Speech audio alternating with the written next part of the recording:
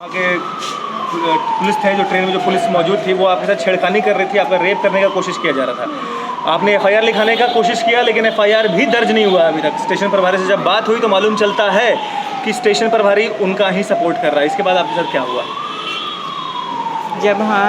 जब मैं ट्रेन में ट्रैवल कर रही थी उस टाइम 2 पुलिस कांस्टेबल ने मेरे साथ छेड़छाड़ किया, और जब मैं उसका विरोध की तो उसने मेरे नाक पे वार किया और मेरे नोज़ पे फ्रैक्चरिंग भी हुआ, जिसकी ट्रीटमेंट मैं अभी रिम्स हॉस्पिटल से करवा रही हूँ। और इस पे मैं एफआईआर करना चाहती थी और कर रही थी मैं उस टाइम, बट उस टाइम वो प्रशासन जो थे, थाना प्रभारी, मुझे कोई कोऑपरेट नहीं कर रहे थे। और जब मैं अपनी कम्युनिटी का सपोर्ट ली तब उन्होंने फिर इस पे जांच किया, और उसके बाद डीएसपी साहब हमारी स्टेटमेंट भी लिए इस बात को लेकर कि अगर आप स्वतंत्र ऐप्स पे केस करना चाहते हैं तो कर सकते हैं, कोई तरह का आप पे दबाव और कोई तरह का प्रेशर नहीं आप पे। तो मैं उस पर फिर उन्होंने फिर माफ़ी मांगा, और सभी डिपार्टमेंट के सामने में उन्होंने माफ़ी मांगा, फिर वो सस्पेंड हो भी गए अभी। और अच्छा, जो जवान आपके साथ बदतमीजी कर रहा था, जो आपको बाथरूम में चलने के लिए बोल रहा था, वो सस्पेंड हो चुका है अभी? हाँ, वो माफ़ी मांगा उन्होंने? हाँ, माफ़ी मांगा उन्होंने, और वो सस्पेंडेड है अभी। आपने माफ़ कर दिया?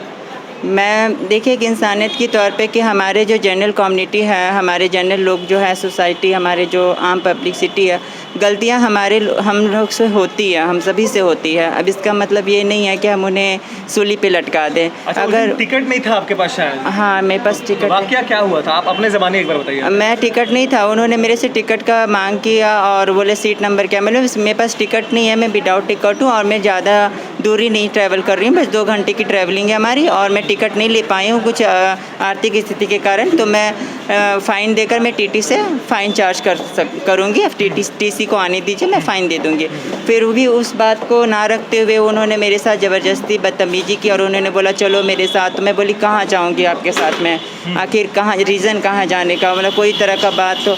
तो मेरे साथ फिर ज़बरदस्ती मेरे हाथ वो पकड़ कर वो खींचने लगे। वाकया था कि उन्होंने आपके मुंह में कपड़ा ठूस दिया? हाँ बिल्कुल, जब मेरे नाक से जो ब्लडिंग आने लगा था, वो हैंकी से मेरे मुंह में कपड़ा डालकर वो हाँ, मैं चिल्ला रही थी। मैं जब अपने आप को मतलब बचाने के लिए मैं आवाज़ लगा रही थी, तो उस टाइम उन्होंने मेरे साथ ऐसा किया। आपने एक बात बोला था लास्ट, जो आपका वाक्य था वो ये कि अगर इस देश में किन्नर ही सुरक्षित नहीं है तो आपके घर की बहू और बेटियां कैसे सुरक्षित रहेंगी? ये बहुत बड़ा पॉइंट है, क्योंकि यहाँ भी हम ट्रैवलिंग करते हैं, आप समाज के बीच में हम उठते हैं बैठते हैं, पर आप लोगों के बारे में हम हमेशा ऊपर वाले से अच्छी कामनाएं करते हैं, दुआएं करते हैं कि नहीं आप खुश रहो, उसके बाद मैं खुश हूँ, क्योंकि आपसे मैं हूँ, मेरे से आप नहीं हो।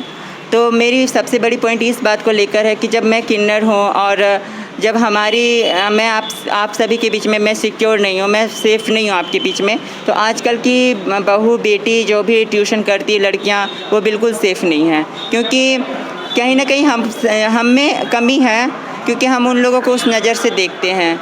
जो कांस्टेबल ने मेरे साथ हाथ हवाई किया, उन्होंने मेरे हाथ पकड़ा, तो एक जेंट्स कांस्टेबल है, और उनको एक लेडी किन्नर पे हाथ नहीं उठाना चाहिए था, ये गलत है। तो कहीं ना कहीं हम में कमी है, और इस कमी को अगर हम सुधारेंगे तभी कहते हैं ना, झारखंड, बिहार और स्टेट से पीछे क्यों हैं, क्योंकि हमारी सोच ही पीछे रह जाती है। चलिए, बहुत बहुत शुक्रिया आपका हमसे बात करने के लिए, और आप आइंदा आप भी ध्यान रखिएगा, टिकट लेके चढ़िएगा ताकि दोबारा ऐसा ना हो। ठीक है, बहुत बहुत शुक्रिया।